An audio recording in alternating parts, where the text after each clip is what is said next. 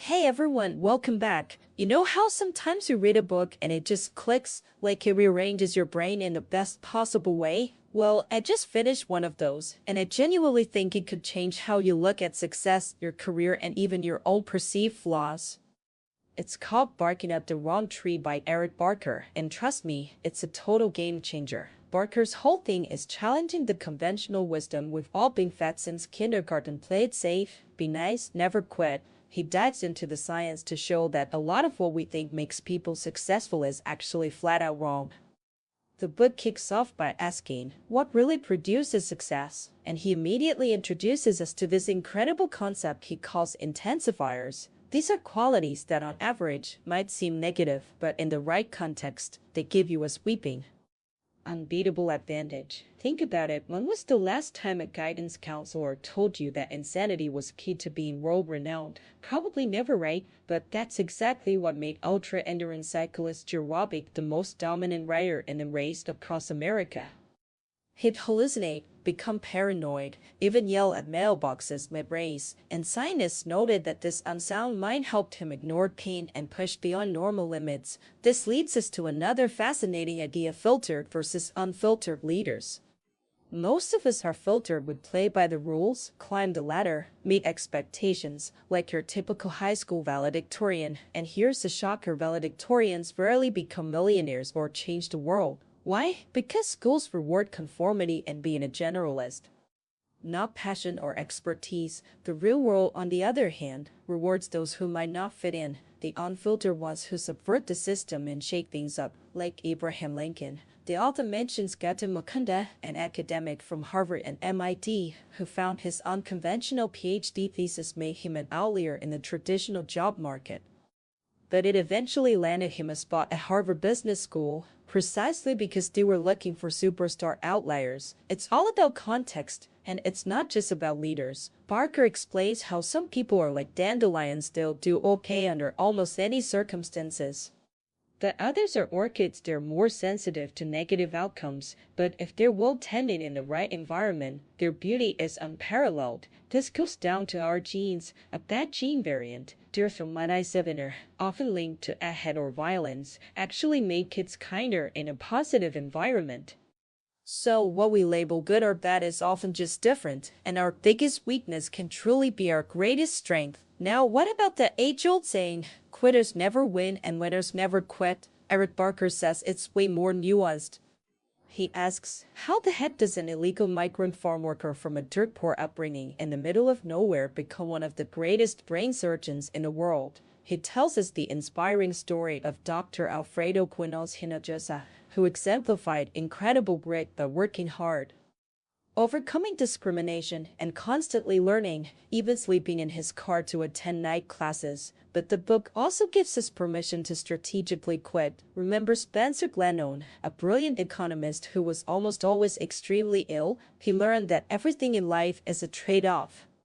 He had to quit a lot of things to focus on one single accomplishment per day, like just making dinner, which was enough to feel good about himself. This concept of strategic quitting frees up time for what truly matters. It's like those famous individuals and companies, like Google or YouTube, that started with one idea, failed, and then quit that path to pivot to something entirely new and successful. He also talks about little bets, suggesting we try new things knowing we might quit most of them, just like kindergartners who outperform BA students in creativity challenges because they just try stuff and fail fast, fail cheap. And to know when to grit and when to quit, he introduces the Wood framework, wish, outcome, obstacle plan, which helps you identify if your goal is truly achievable and worth the effort. Then we get to the classic, it's not what you know, it's who you know.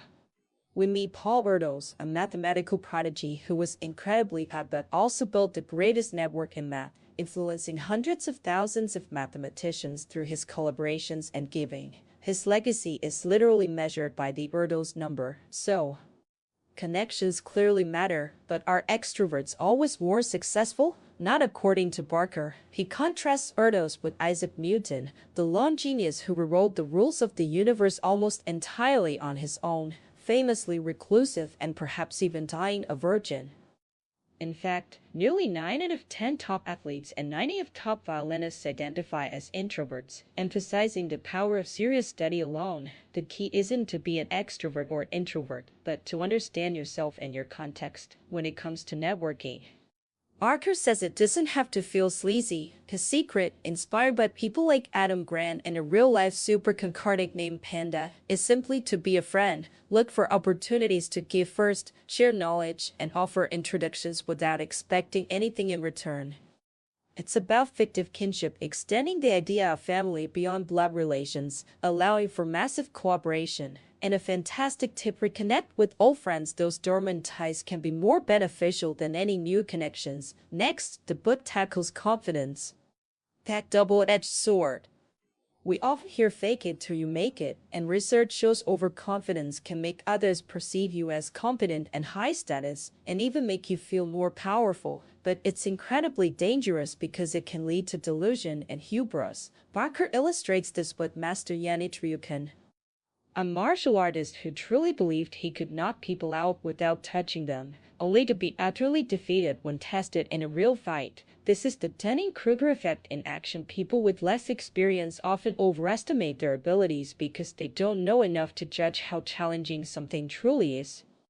On the other hand, being less confident can drive self-improvement, as it makes you more open to new ideas and feedback. Just like doctors who were made to follow checklists significantly reduced infection rates because humility forced them to stop skipping steps. The book's surprising conclusion is that instead of focusing on self-esteem or confidence, we should cultivate self-compassion. It offers all the benefits of self-esteem without the downsides, allowing you to see yourself and the world more accurately without harsh self-judgment.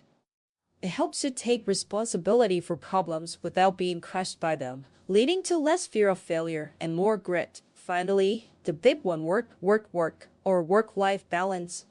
The book shows us Ted Williams, arguably the greatest hitter of all time, who was a complete monomaniac, dedicating every waking moment to baseball and even fishing with the same competitive intensity. The Price Law illustrates that a small percentage of people produce half the notable achievements in any field, and this requires immense hours and effort. So yes, extreme success often requires obsessive effort, but the dark side is real burnout, strained relationships, and even death from overwork. Karashi in Japan. We see how Albert Einstein's incredible genius came at the cost of a miserable family life, as he literally gave his wife a contract of conditions to continue their marriage. Barker argues that unemployment is actually worse for your longevity and happiness than overwork, especially if your work is meaningful. The problem isn't work itself, but when it's not fulfilling. The solution isn't to work less but to find meaning and joy. He brings in Kazushi Sakuruba, a pro wrestler who defeated top jiu-jitsu fighters not by doing more jiu-jitsu, but by being playfully innovative with cartwheels and showmanship, proving that sometimes fun and creativity can trump sheer grind. The key is recognizing that our modern world constantly raises the bar for success, making us feel inadequate. The answer lies in defining your personal success with multiple yardsticks beyond just money. The book suggests 4 core metrics: happiness enjoying, achievement winning, significance counting to others, and legacy extending. And critically, embracing good enough satisficing rather than constantly maximizing options, which leads to regret and unhappiness. Just like Genghis Khan, who conquered the world not by being strongest or largest, but by having a clear plan, adapting, and using his people's natural advantages, we need a personal plan. This includes tracking your time, talking to your boss, scheduling everything. To-do lists are evil. Using protected time for deep work, controlling your environment, and ending your day well. So what does it all mean? Ultimately, success comes in many forms, and your personal definition is what truly matters. The book reinforces that innate talent often doesn't control what you can achieve. Look at Nigel Richards, the French Scrabble champion who doesn't even speak French, he just memorized words. What's holding you back? Almost nothing you can't overcome with time and effort. The core message is about alignment, knowing yourself, your intensifiers. Whether you're a giver, taker, or matcher, introverted or extroverted, overconfident or unconfident, and then aligning those qualities with the right environment, create a meaningful story, make little bets, and use tools like Whoop. But the biggest takeaway, the one that resonated most deeply with me and something reinforced by decades of research like the Grant study, is that your relationships are what bring you happiness, and happiness in turn brings success. It's not about being perfect.